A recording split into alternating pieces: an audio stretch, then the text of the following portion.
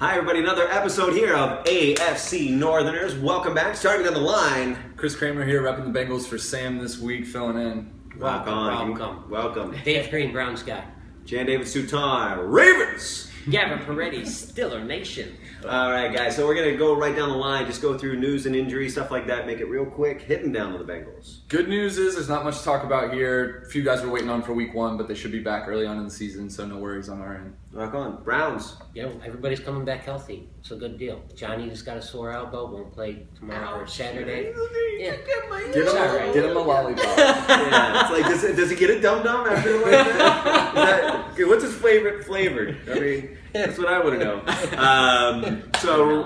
Vanilla. That's so gross. All right, Ravens for us. The Ravens would be great. Ravens for us. We've got scattered injuries here and there. We know that Lindsay Talaferro got injured in the last game against the Eagles, so Buck Allen's going to be stepping up, which next man up mentality. I'm in love with that. Still don't know about Rashad Perriman, Dennis Pitta, who the hell knows. Eugene Monroe was out, and a couple other guys. Nothing huge to report. Everybody's probably going to be back by week one. So that's it for the Ravens. Moving on. Unfortunately, we got a lot of injuries to report. Marquise Pouncey, he injured his fibula. It got mangled up. So he's going to be out, but probably they're going to, bolt it. And apparently they're thinking that he might be back. They can rebuild him. They can rebuild him. They have the technology. Amazing. So with that, Doug Legursky has been re-signed. He was with the Broncos. Doug Legursky. Yeah. And he used to be on our offensive line, and so he knows the offense, so it's going to be good to have him. Stephon Truitt also injured his ankle, but they think he's going to be back for game one. Oh, yeah, he tweaked it, right? Something like that? Yeah. And then Bruce Gregkowski, unfortunately, he came back after, and then injured his non-throwing arm, his non-throwing hands. So we had to sign Mr. Michael Vick. Isn't that kind of an injury anyway, signing me? Could be. We'll see. We'll see how that goes. But Michael Vick is a veteran. He knows how to do all the crazy plays, you know, the wildcat and whatnot. So having him in there is not going to be bad for us. We like to do the trick plays. So. Well, I actually think you guys are going to have more playing time with Michael Vick anyway, and here's why. It's like in the entire time that you've had Roethlisberger, only in 3 seasons has he ever played all 16 games. Right. Wow. Yeah, that's true. So to me, that's a huge thing. And then Vick's also, going to see some time. Is it going to be between Landry Jones and Michael Vick? Are they going to be fighting it out for number 2? I think they're also trying to groom Landry Jones, and they might be actually throwing him this on purpose, saying, "Hey, step up. You want to step up and beat Michael Vick, who is probably your hero." Yeah. With Vick and Roethlisberger on the same team now, you also have 2 very difficult quarterbacks to bring down. Yeah. So our front fours are... Well, not according to Courtney Upshaw. All right, moving on. So let's go let's do a recap and preview starting out with the Bengals. Yeah, so it wasn't the outcome we were hoping for, but hey, it's preseason, so I'm not too worried about it. Jameis Winston was pretty impressive, made our defense look a little silly, but Geno Atkins in the front 4, they're looking pretty good. Hopefully we can become a good defensive unit and start playing better. I'm more worried about the offense. Who isn't? I know you guys, you're wanting to point your fingers at Andy Dalton, and I hear you. 2 interceptions, what was this, 46 yards, 6 for 13, so not even 50%. Wow.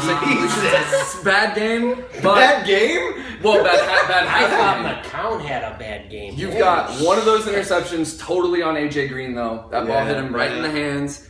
And offensive line, hands down, has to play better. He's under pressure all the time. And we got to get the run game going. With those 2 backs in the backfield, we need to run the ball. Yeah, I was I wonder if my victories against y'all. Exactly. It's like it was a hot butter. It was hot knife through butter. It was right through. Yeah. We got to get better in that regard. But one good thing that came out of the game, A.J. McCarron looked pretty good. If he can keep this up throughout the preseason, that's your number 2 quarterback. So that's nice to see. Yeah, he actually did Nice look job, really AJ. good. It was solid. Moving on to the Browns. I agree with the running backs. We got to get those guys going. We're getting Duke Johnson back this week, so that should be interesting to watch. Last week it was miserable to watch McCown play. He, of course, had 2 picks also. Pretty much an Andy Dalton. It was like watching Twins play, actually. Yeah, that's what it was. Penalties killed us. We got to correct that. Yes. Sorry, I had to say it right. I'm really, really, really looking forward to this coming week. I can't wait to watch Jameis Winston. Good luck. You know what? We've got a really strong defense. Well, you're going to be watching a lot of them if your defense. Oh, shoot. I didn't even swear for you all there. I just said shoot. I love each and every one of you. Go God bless us, everyone. Is that like a reference to Tiny Tim and Debbie Mansell? Exactly. All right. So who you're playing the Bucks next week? Yeah, we got the Bucks in Tampa. Awesome. All right. So Ravens, that was brutal watching us play against the Eagles. 17 penalties, almost 140 yards. Like that was killing us. However, a lot of those penalties pretty typical. Actually, last year we were really, really good on penalties. We weren't amazing, but we were good. But here's the thing: is like a lot of those penalties were like refs that just like, knock off the rust? Why are you calling subs on a roughing the passer when it was read option? Right. I mean, come on, guys. Even the NFL was like, no, that was wrong. That jump was not good. As a hater of the Ravens, I agree. Yeah, exactly. So that's the truth, right? That game really, I mean, the defense didn't plan for the Eagles' offense, and that clearly showed. This week coming up, we're playing the Washington. I'm not even going to say the name. We're playing Washington. That's always a fun game for the Battle of the Beltway. I really look forward to it. Not RG3. RG3 is not going to be looking forward to it. They've got a lot of guys out too. I mean, we've got a lot of guys out, but they've got like their playmakers really out. So I'm excited to see what happens with that. If I had to make a prediction, I'm going to say 24-20 Ravens.